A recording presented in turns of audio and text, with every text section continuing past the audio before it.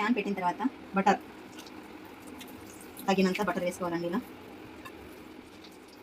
Butter వేసిన తర్వాత oil వేసుకోవాలండి. ఇలా తగినంత మిక్సర్ తగినంత. చికెన్ని ఇలా ముందుగా మ్యారినేషన్ చేసుకొని పెట్టుకోవాలి. ఇందులోకి first oil, lemon juice add చేసుకోవాలి.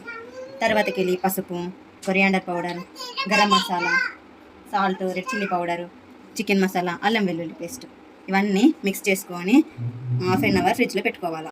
ఇలా మ్యారినేషన్ చేసుకున్న చికెన్ని ఆయిల్ బటర్లో వేసి వేయించాలి. ఇలా ప్యాన్లో వేసి వేయించాలి. బాగా వేయించాలి. ఇవి బియ్యాన్ని బాగా కడుక్కొని 15 మినిట్స్ నానబెట్టుకోవాలి. చిన్న బియ్యంలో కొద్దిగంత ఆయిల్, కొద్దిగంత బిర్యానీ మసాలా,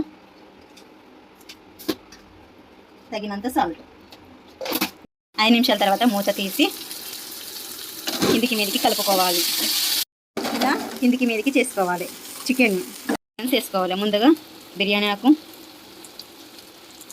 బండ పువ్వు, దాల్చిన చెక్క, క్యాప్సికమ్, ఆనియన్, టమాటో వీటన్నిటిని వేసుకొని బాగా కలుపుకోవాలి. తర్వాత మూత తీసి ఉడికిపోయింది చూడండి. బాగా కలుపుకొని ఇలా బాగా కింది మీదకి కలుపుకోవాలండి. మనం ముందుగా ఉడికించిన అన్నాన్ని తీసుకొని ప్యాన్లో వేసుకోవాలండి. ఇలా ఇలా వేసుకోవాలా. మొత్తం ప్యాన్ మొత్తం పైకేటట్టు ఇలా వేసుకోవాలా. చికెన్ కిందగా ఉంటుంది, రైస్ని పైన వేసుకోవాలా. కొత్తిమీరని ఇలా చిన్నగా చాప్ చేయాలి. ఇలా చిన్నగా చాప్ చేయాలి. ఇది లాస్ట్లో గార్నిష్కి యూజ్ అవుతుంది మనకు. ఇలా అన్నం వేసుకున్న తర్వాత గార్నిష్ కోసం కొత్తిమీరని ఇలా వేసుకోవాలా. ఇలా ఫ్లేవర్ కోసం ఇలా నెయ్యి వేసుకోవాలండి. లాస్ట్లో వేసుకోవాలా, లేని వాళ్ళు స్కిప్ చేయొచ్చు.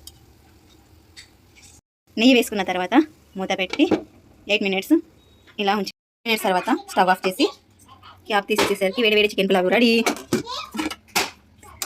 చూడండి ఎంత బాగుంది. చూడండి వేడి వేడి బటర్ చికెన్ పులావ్ రెడీ.